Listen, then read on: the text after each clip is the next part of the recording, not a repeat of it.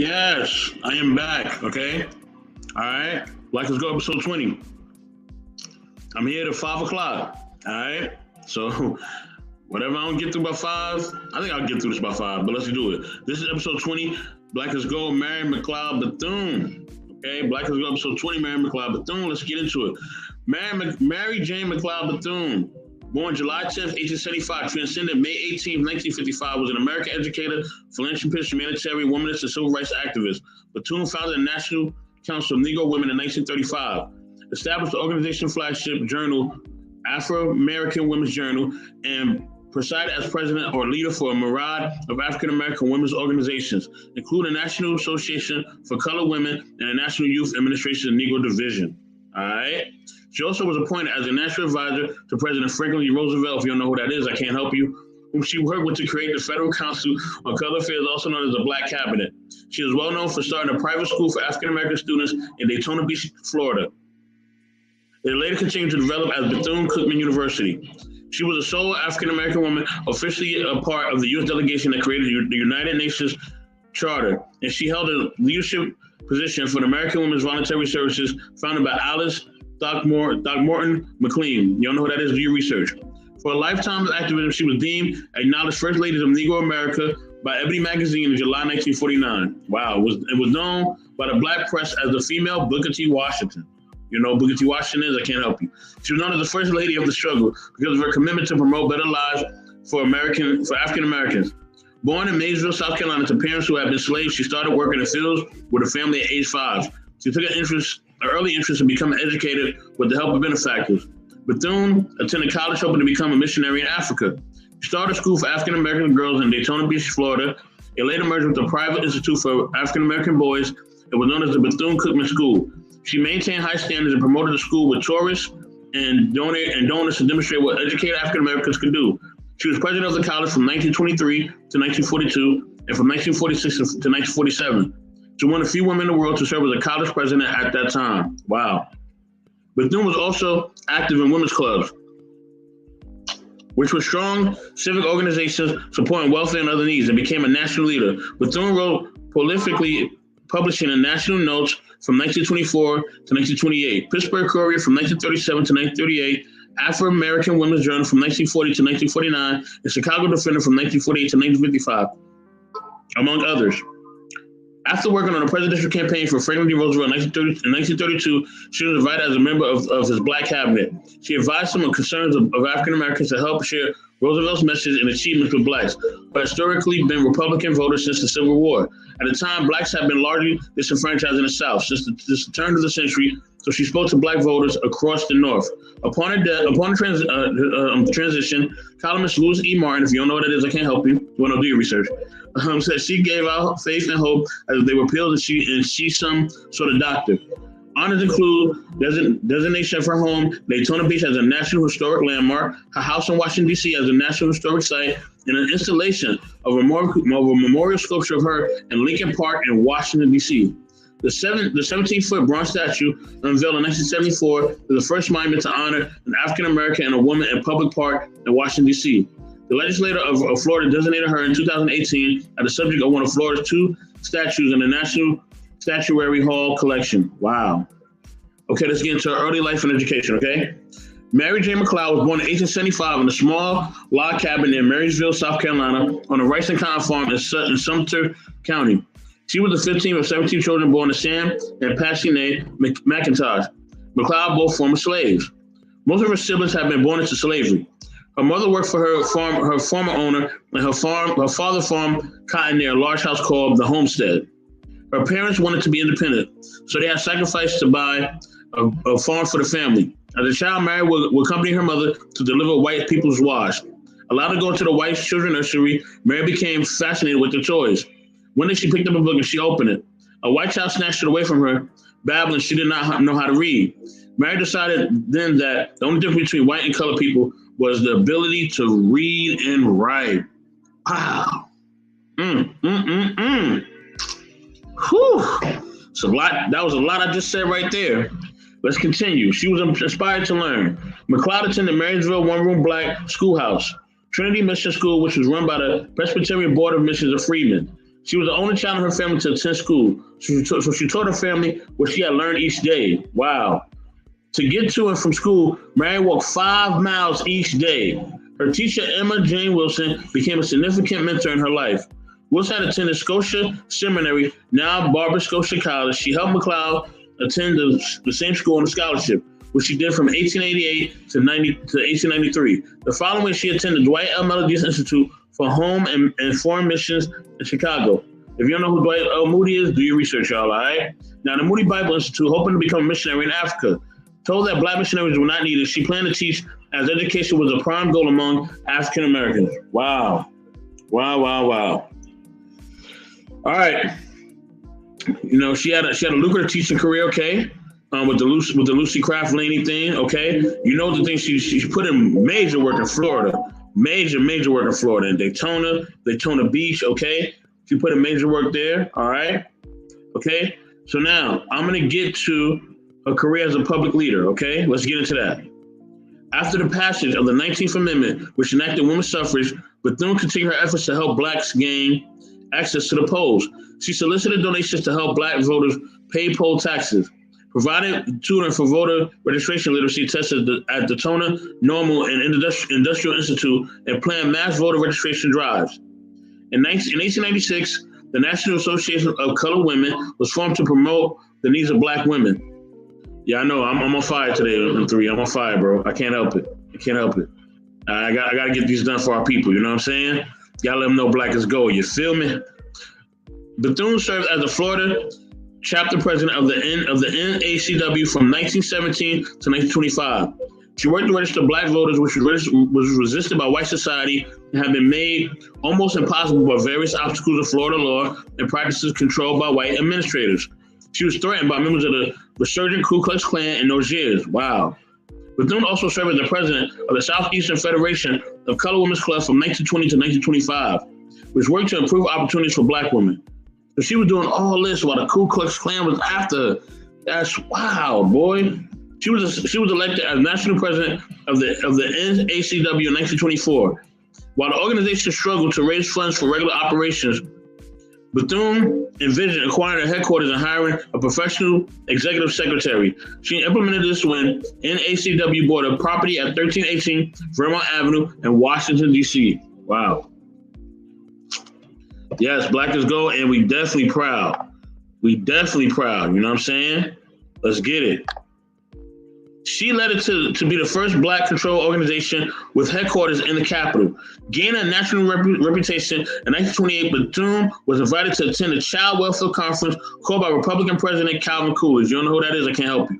In 1930, President Herbert Hoover, if you don't know who Herbert Hoover is, I can't help you either, appointed her to the White House Conference on Child Health. Okay? Let's keep it going, y'all. The Southeastern Federation of Colored Women's Club, eventually renamed as the Southeastern Association of Colored Women's Club, elected Bethune as president after his first conference in 1920 at the Tuskegee Institute. They intended to reach out to Southern women, specifically white women, for support and unity in gaining rights for black women. The women met in Memphis, Tennessee to discuss interracial problems. In many respects, all of the women agreed about what needed to be changed until they came to the topic of suffrage. The white women at the conference tried to strike down a resolution on black suffrage. The SACWC responded by issuing a pamphlet entitled Southern Negro Women and Race Cooperation. It delineated their demands regarding conditions in domestic service, child welfare, conditions of travel, education, lynching, the public press, and voting rights. Wow. The group went on to help register black women to vote after they were granted suffrage, resulting from the passage of constitutional amendment. However, in both Florida and other southern states, black men and women experienced disenfranchisement by discriminatory application of literacy and comprehension tests and requirements to pay poll taxes, lengthy residency requirements, and governmental insistence upon keeping and displaying relevant records. Okay, let's keep it going, y'all. In 1935, Bethune founded the National Council of Negro Women, wow, in New York City, bringing together representatives of 28 different organizations to work to improve the lives of black women and their communities.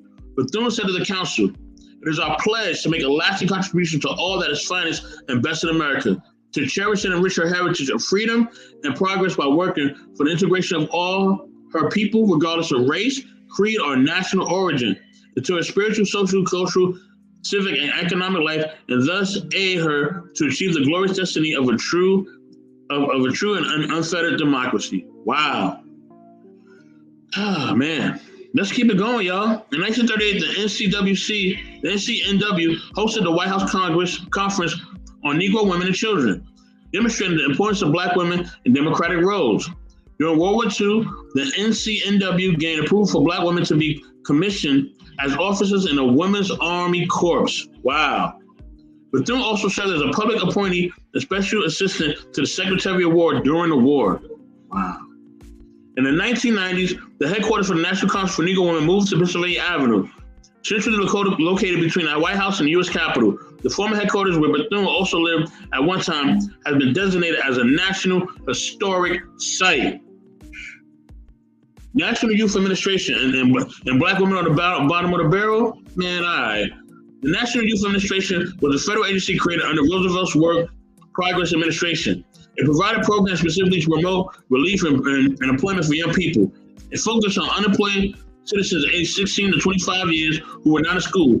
Bethune lobbied the organization so aggressively and effectively for minority involvement that she earned a full-time staff position in 1936 as an assistant. Hold on, y'all, hold on.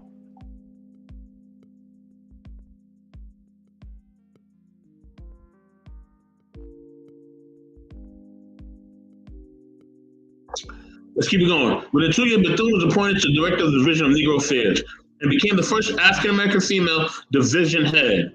She managed NYA funds to help Black students through high school-based programs. She was the only Black agent of the NYA who was a financial manager. She ensured Black colleges participate in the Civil Pilot Training Program, which graduated some of the first Black pilots. The director of the NYA said in 1939, "No one can do what Mrs. Bethune can do." Wow. Bethune's determination helped national officials recognize the need to improve employment for Black youth. The NYA's final report issued in 1943 stated, more than 300,000 Black young men and women were given employment and work training on NYA projects. These projects opened to these youth training opportunities and enabled the majority of them to qualify for jobs heretofore close to them.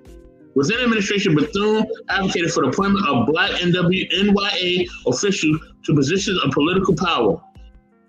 Bethune's administration assistants served as liaisons between the National Division of Negro Affairs and the NYA agencies on the state and local levels.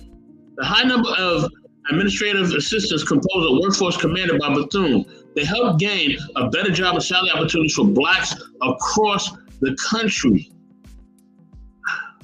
Wow. This is all about Black women, all right? Helped us gain a better opportunities for Blacks across the country. Better job and salary opportunities, okay? Y'all wouldn't even, man. During her tenure, Bethune also pushed federal officials to approve a program of consumer education for Black and foundation for Black disabled children. She planned for studies for Black workers' education councils. National officials did not support these due to inadequate funding and fear of duplicating the work of private, non-governmental agencies. The NYA was terminated in 1943. All right, let's keep it going. Bethune became a close and loyal friend of Eleanor and Franklin Roosevelt. At the Southern Conference on Human Welfare in 1938, held in Birmingham, Alabama, Eleanor Roosevelt requested a seat next to Bethune despite state segregation laws. Wow. Wow. Let me keep it going, man. All right. If you don't know who Franklin Eleanor Roosevelt is, I can't help you. Roosevelt also referred to Bethune as her closest friend in her age group. This is a white woman saying this, right? About a Black woman during segregation. Let me keep it going, man. She said that frequently about her, right? Bethune told Black voters about the work the Roosevelt administration did on their behalf and made the concerns known to the Roosevelts. She had unprecedented access to the White House through a relationship with the First Lady. She used this access from a correlation of leaders from Black organizations called the Federal Council of Negro Affairs, later known as the Black Cabinet. It served as the advisory board to the Roosevelt administration on issues facing Black people in America. It was composed of numerous talented Blacks, mostly men who had been appointed to positions in federal agencies. It was the first collective of Black people working in high positions in government. It suggested to voters the Roosevelt administration cared about Black concerns. The group met in Bethune's office or apartment formally and really kept meeting minutes. Although they did not create public policy directly as advisors, they gained the respect of black voters as leaders. They also influenced political appointments and disbursement of funds to organizations that will benefit black people. Let's keep it going. In 1931, the Methodist Church supported merging the Daytona Normal and Industrial School and the Cookman College for Men into Bethune-Cookman College, established first as a junior college. Bethune became a member of the church, but it was segregated in the South. Essentially, two organizations operated in the Methodist denomination. Bethune was prominent in a primarily black Florida conference. While she worked to integrate the mostly white Methodist Episcopal Church, she possessed initial plans for integration because they proposed separate jurisdictions based on race. Wow. Bethune worked to educate both whites and blacks about the accomplishments and needs of black people right in 1938. And for our people to fight their way up out of bondage, we must arm them with the sword and shield and buckler of pride. Belief in themselves and their possibilities based upon a sure knowledge of the achievements of the past. A year later, she wrote, not only the Negro child, but children of all races should read and know of the achievements, accomplishments, and deeds of the Negro. World peace and brotherhood are based on a common understanding of the contributions and cultures of all races and creeds. On Sunday, she opened for schools of tourists in Daytona Beach, showing for students' accomplishments, hosting national speakers on black issues, and taking donations. She assured that these community meetings were segregated. A black teenager in Daytona at the time later recalled, many tourists attended sitting whenever there were empty seats. There were no special section for white people. Wow. When the U.S. Supreme Court ruled in Brown v. Board of Education, which is in 1954, that segregation of public schools were unconstitutional, Bethune defended the decision by writing Chicago Defender that year, there can be no divided democracy, no class government, no half-free country under the Constitution. Therefore, there can be no discrimination, no segregation, no separation of some citizens from the rights which belong to all. We are on our way. But these are frontiers which we must conquer. We must gain full equality in education and a franchise of economic opportunity and full equality in abundance of life. Oh, man. Bethune organized the first officer candidate schools for black women. She lobbied federal officials, including Roosevelt, on behalf of African-American women who wanted to join the military. She co-founded the United Negro College Fund, UNCF, on April 21st, 1944, with William J. Trent and Frederick D. Patterson. If you don't know who those are, do your research. The UNCF is a program which gives many different scholarships, mentorships, and job opportunities to African American and other minority students attending any of the 37 historically black colleges and universities. Trent had joined Patterson and Bethune to raise the money for UNCF. The organization started in 1944, and by 1964, Trent had raised over $50 million. I ain't gotta say nothing else, man. This is Black as Gold, episode 20, Mary McLeod Bethune. Be intentional. I love you guys, all right? You know what I mean? And for all you suckers saying that black women are the bottom of the barrel, yeah, Black as Gold, episode 20, Mary McLeod Bethune. You know what I mean? With that, I'm out, y'all. Much love.